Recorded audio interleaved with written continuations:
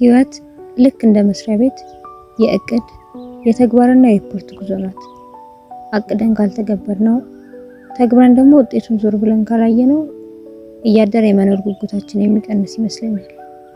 በህይወት እስከኖርን ድረስ ይሄን ባደርግ፣ እዚህ ቦታ ብሄድ፣ ይሄን ብገዛ እያልን ማቀዳችን አይቀርም። እኔ ለምንም ነገር ግድ የለኝም የሚል ሰው እንኳን ምንም አላቀደም ከተባለ አሁን ካለበት ሰዓት ቀጥሎ የሚመጣውን ነገር ማሰብ አይቀርም።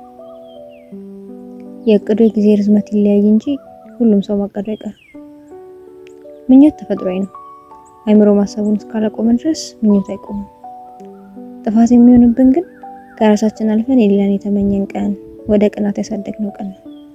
ከዛ ደግሞ ኃጢአት የተመኘን ቀን። ግን ምን ያደርጋል? ብዙ ምኞቶች፣ ብዙ እቅዶች በበዙበት ልክ ተግባሩ የለም።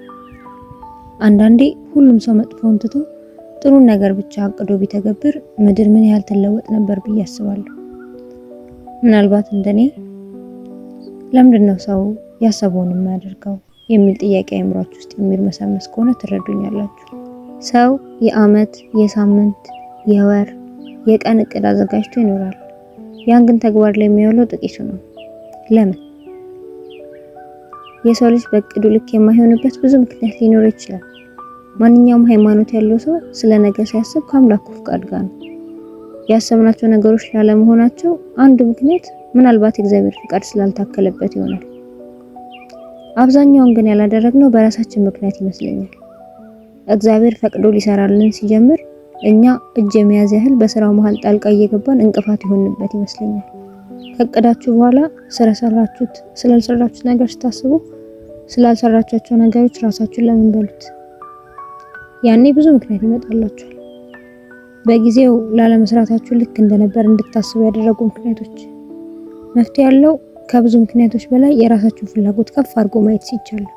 ጉዳዩን ስታቅዱ ምን ያህል ጓጉታችሁለት እንደነበረ እስኪያስቡት፣ ምን ያህል እንደሚያስፈልጋችሁ አስቡት። ይሄን ነገር ለማድረግ ስንት ጊዜ ጀምራችሁ እንዳቆማችሁ አስቡት። እነዚህ ነገሮች ካሰባችሁ ምንም ምክንያት የሚያቆማችሁ አይመስለኝም። እቅዳችንን በማሳካታችን የምናገኘውን ውጤት ከምክንያታችን እንደሚበልጥ ስላላሰብን ነው። ያሰብነውን ላለማድረግ ትንሽ ምክንያት እንቅፋት ምትሆንብን። ያሰብነውን ላለማድረግ ከእግዚአብሔር አለመፍቀድ ውጪ ምንም በቂ ምክንያት ሊኖር አይችልም። ምክንያት እኮ አለ፣ ግን አይጠቅምም።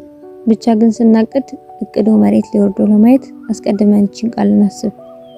ሐዋርያው ቅዱስ ያዕቆብ ነበር ያለን፣ ጌታ ቢፈቅድ ብንኖርም ይህን ወይም ያን እናደርጋለን። ያዕቆብ መልእክት ምዕራፍ 4 ከቁጥር 15። ሁሉ ነገር የሚሆነው ጌታ ሲፈቅድና ስንኖር ብቻ ነው።